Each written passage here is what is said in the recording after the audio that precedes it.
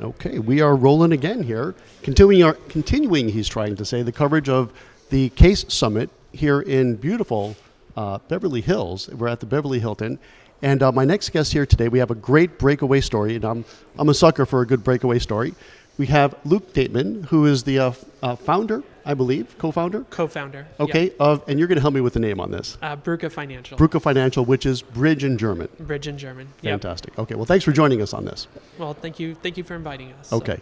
So actually, I met Luke, I think it was 2 years ago. It wasn't last year because I was not here, but 2 years ago at the CAIS conference. Was that the first one? That was the first one, yep. Okay, the first one, which was phenomenal, and it's gotten even better since then. It's such a huge event right now. You really can't get a sense of it here. At some point, maybe I'll do one of those roaming around things to capture some kind of B-roll, but it's an amazing event. And so when I saw Luke yesterday, I saw you in the lobby. We're like, you know what? Could you come on and do a quick little segment with us? Because I know from our past conversations, you have a great breakaway story, and our audience loves a great breakaway story. So let's start off with that. Where were you, generally speaking, and where are you now? Yeah, so we're a small town, or we have two offices. So one headquarters is in Indianapolis, and then I'm in a small town called Teutopolis, Illinois, and worked for a very large national broker-dealer for my partner's dad for decades, and then for him nearly a decade, and me 5 years. And it got to the point where we, in order to serve our clients the best way and fully, we found that we were no longer able to within the confines of what we were able to do.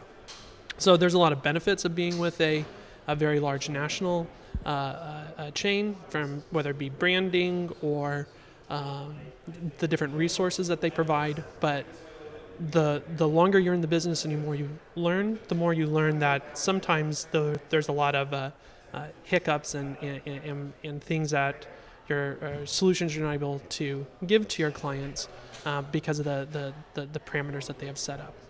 So we got to a point where we decided that we were going to make a move, and I actually never heard of a registered investment advisory firm in 2017. I just assumed that we would join a more independent type broker-dealer role and maybe do a form of a hybrid. And my partner, one of the benefits of being in a bigger city, did know what a registered investment advisory firm was, and he said, Luke, maybe we need to kind of focus in this direction.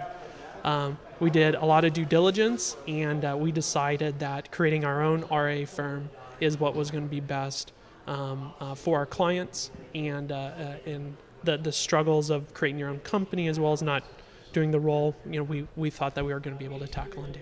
Okay, I love all of that. There's a lot to unpack, so let's kind of get to that. So you were with a large, national broker-dealer, and how long were you with that broker-dealer? So I was with that one for 5 years, and then I was recruited from another, even a larger one for 1 year. So okay, so basically you were at two different broker-dealers, both large national ones. We would all know who they are. We don't really need to name them necessarily. They're all, very similar in their own ways. Yeah. And this part I find to be really interesting. So in 2017, sounds like you were looking at maybe the IBD route, like a Ray J or LPL or something like this. Is that probably about right? Yeah, we kind of we knew that we were going to do something different. We just had absolutely no idea what we were going to do. Right. So how did your partner come across the RIA idea, which, I would say in the early 2000s, it was not very well heard of. By 2017, it kind of was, and certainly, I would say now, very well known. But how did he come across it? I don't honestly know for sure. So being in a bigger city, I'd imagine he's had through his country club or different acquaintances or right. mutual clients came across that. But I know in our area, it's still not really that known. We're the only independent RIA, I believe, south of Champaign. So really, so there's South Central Illinois has a huge void of RIA. So to our knowledge, we're the only one. Okay, are you seeing that as an advantage? Are you leveraging that? And I think it's a very legitimate thing to do, to compare and contrast RIAs working purely as fiduciaries as opposed to not, are you pressing that button? And if so, is it working for you? We have never marketed. Okay. Ever. So the last several years, it's been all referrals. So 2018, we started with nothing. So there was a non-compete that we fully abided by. And that was very nerve-wracking, telling your wife that you're not going to have any money for the foreseeable Honey, I've future. got some good news and some bad news. The good news is I'll be independent. The bad news is we ain't making money in a while. Yeah. That was a fun stage. So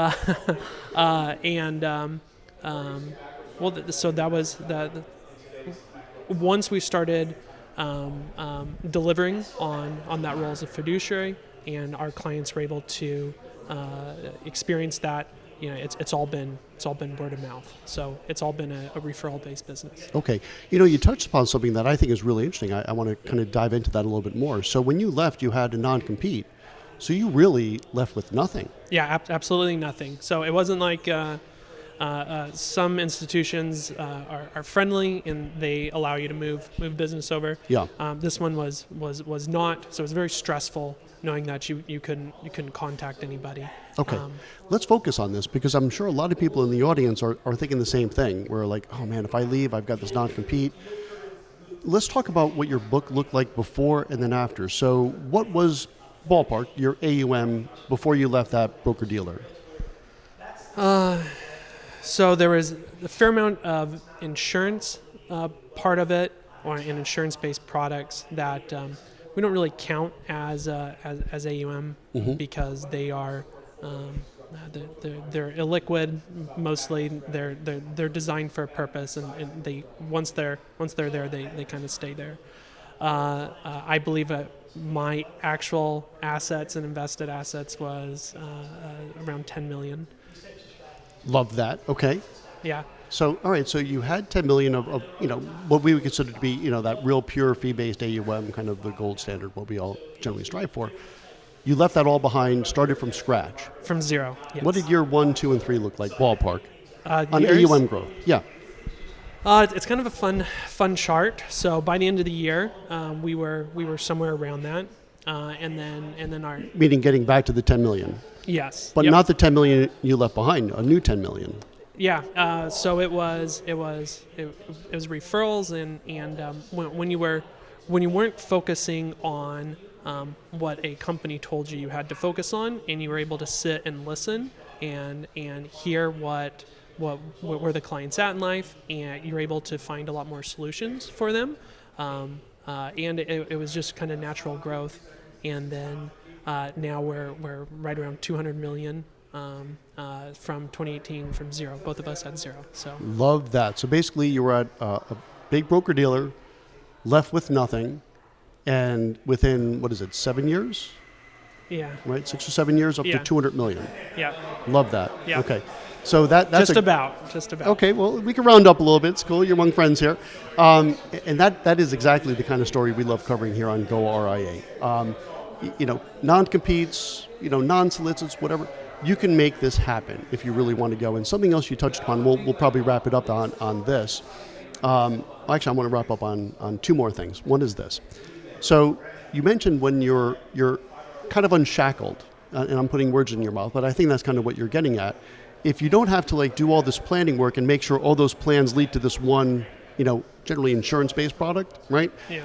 When you don't have to do that anymore, it really liberates you in how you can service your clients, and I think that really fuels referrals, right? I think that's kind of what you were getting at, yeah? Yeah, it's so freeing, and there's so much more passion behind it. Right. It's a wonderful world. Okay, so let's leave it on this. So you dropped your 7, right? Yes. So you are pure fee-based. Any regrets, anything you're like, I wish I had my 7 for blank? No. Oh, no hesitation. I Yeah. love that. Yeah. I didn't know the answer to that in advance, but I figured as much, right? And that's something, and we were kind of talking about this in the lobby. So I had my Series 7 for 25 years before I dropped mine, and I was nervous about it, right? Like, this is something you worked hard for. How can I be an advisor without a Series 7? Trust both Luke and myself, absolutely positively. There's nothing you need a 7 for anymore. If you want to do insurance and annuities, which I have no problem with that, the commission-free options are fantastic. if you want to do alternative investments, as I look around all these alternative investments, we're at the CAIS conference, there's so much available to you, and I would argue with less friction in the fee-based world for alternatives and insurance and annuities and basically fill in the blank. So no regrets on dropping that 7. Not a very surprising answer, but one I'm glad to hear. Yeah. All right. Well, Luke Doedtman, thanks so much for joining us on this. Thank you very much. Okay, you bet. And that wraps up this particular segment. We have a couple more for today, so stay tuned. And on behalf of goRIA, fueled by Investment News, I'm Chuck Vela, and I'll see you in another hour or two. Thanks for joining us, and Luke, thanks again.